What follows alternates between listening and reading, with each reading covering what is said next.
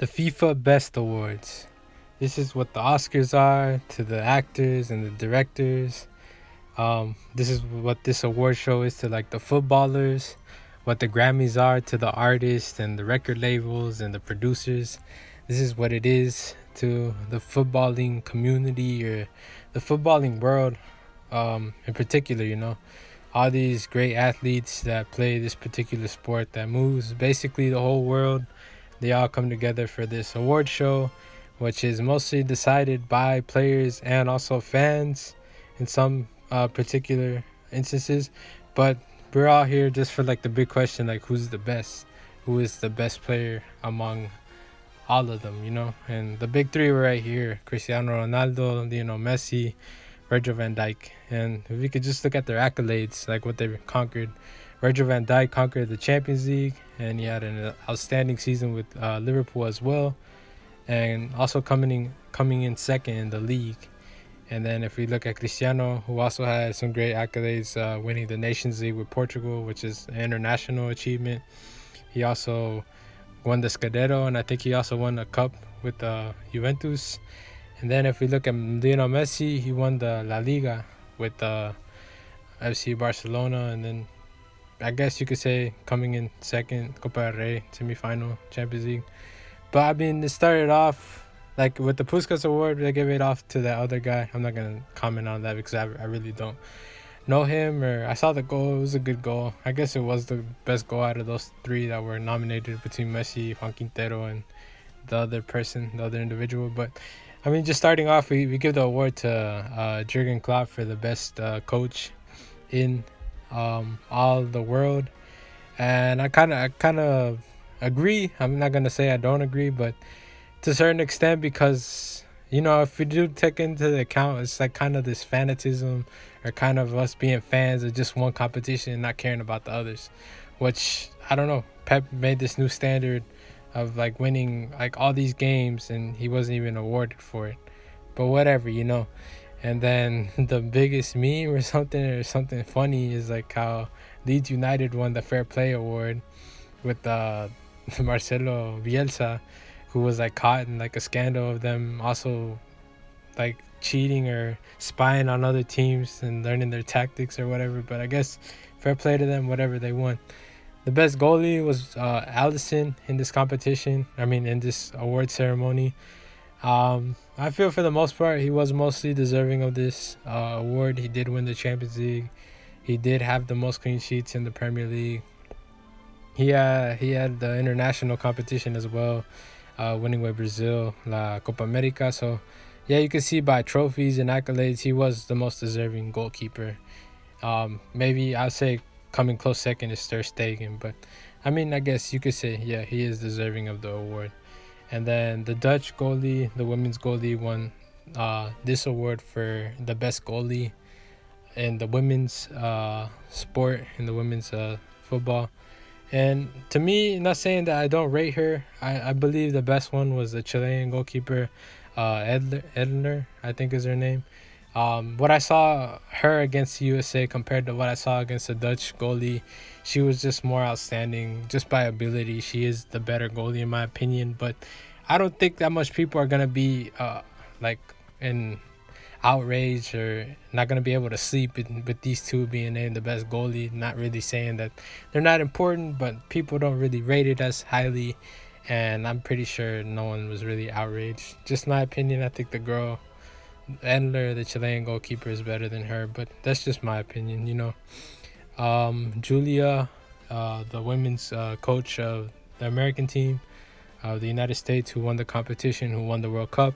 She was the one who won the best coach, and I don't see a problem with that at all because they were so dominant, and I mean, it's fine with me.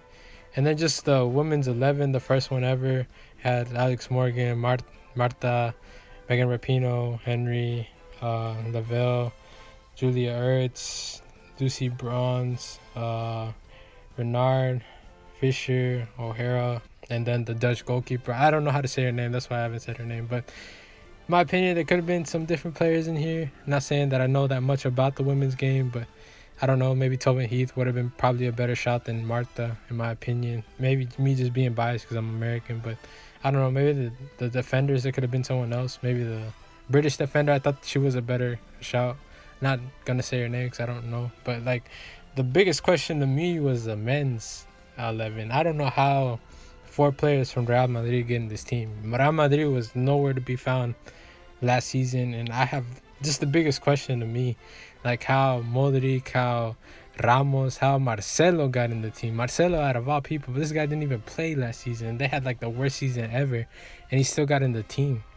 And when there's more deserving candidates out there who have better accolades, better trophies, better everything, and just better numbers the whole season around, like I don't know how the hell Marcelo gets in the team. I don't know if this was voted by players or if this was voted by fans, but I feel like it's by fans because there's some type of favoritism. This is why people can't take this award ceremony seriously. I mean, the most deserving to me would have been Bernardo Silva if we're looking at the way they structure things, where it's trophies, because he won the Nations League, he won all the domestic cups, and he didn't come close in the Champions League, but that's the only thing he didn't win out of everything he competed in. So how is this guy not in this discussion? And like, he was especially playing last season. And then just a big shout, like how are you gonna not give Robertson the chance to be the left back over Marcelo? This guy won the Champions League and he had like an outstanding season, just like Trey Alexander-Arnold. Like they were like the most high assisting fullbacks in the league, probably in the world. Both of them had like 12 and 13 respectively. How are they not going to be taken into consideration? That's just outrageous to me. And then like if you just look at the voting polls, like I know Messi won the whole thing and he is the best player in the world in my opinion, and I know it's subjective to most people and people are going to make a case, but like if we look at those other players, I don't see one Real Madrid player here other than Hazard, but Hazard doesn't even count because he was in Chelsea.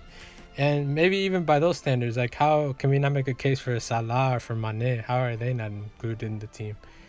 But like this is what I'm saying. It's just too much bias. I don't know. Like Harry Kane was even higher voted, but like Harry Kane didn't have like that good of a season, and he wasn't really influential. I didn't really feel like he did a lot to get Tottenham to that Champions League final. He was mostly injured the whole time. But you know, it's just the corruption that you see in this thing, in my opinion. But like I mean, the big moment, the big thing, yeah, you know, I just revealed it right there. Messi won the best player in the world, and some people be saying that it's finally justice for football, saying that as a collective it's better that this type of player wins instead of Virgil van Dijk, even though he had a great season and I rate him a lot as a defender, and his ability, just his awareness, his presence everywhere on that field. He's just an amazing player. But if we're comparing him to Lionel Messi should win 9 out of 10 or 8 out of 10 times, because this guy's just, like most people say, he's out of this world. But other than that, his stats are there. He scored the most goals in all of Europe, and like the most of all the top leagues. He was up there in assists. I mean, maybe someone scored more assists, but I don't even think they had more assists than him. He had 19 assists for the season. And like he was there, he won La Liga, he won his domestic league, he was there in his cup final, and he also was in the semifinal for the Champions League. I know everybody wants to bring up the 4-0, but Barcelona was nothing without this guy literally last season. And me as a Barca fan, I can truly say that if this guy wasn't on the field, Barcelona was not doing anything, because this guy was just doing free kicks. He was just like freaking taking players one-on-one. He was giving passes. He was opening up the field. The vision that he had is uncomparable, and the skill that he has is also uncomparable, and I feel like it's well deserved. And then finally we went to the women's, and for me, like the two that were in contention for real for this award was Alex Morgan and Megan Rapinoe, who I think everybody really did expect Megan Rapinoe to win, just for the quality she showed at the World Cup and just how good she was. Overall, I feel like, even though I don't agree with most of her things or most of what she represents or just things like that, but I'm not going to get into it, I felt like her speech was overall good. It did have a good place of heart. It did come from a good place, and I felt like she did try to give a point out there.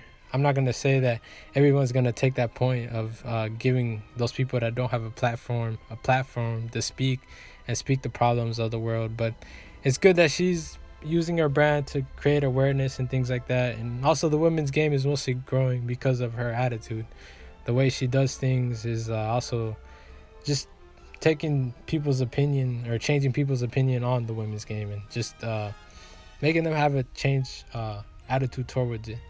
I don't know about the pay dispute. I've said this before. I don't believe they should be paid for it because I don't believe they generate as much as the men do.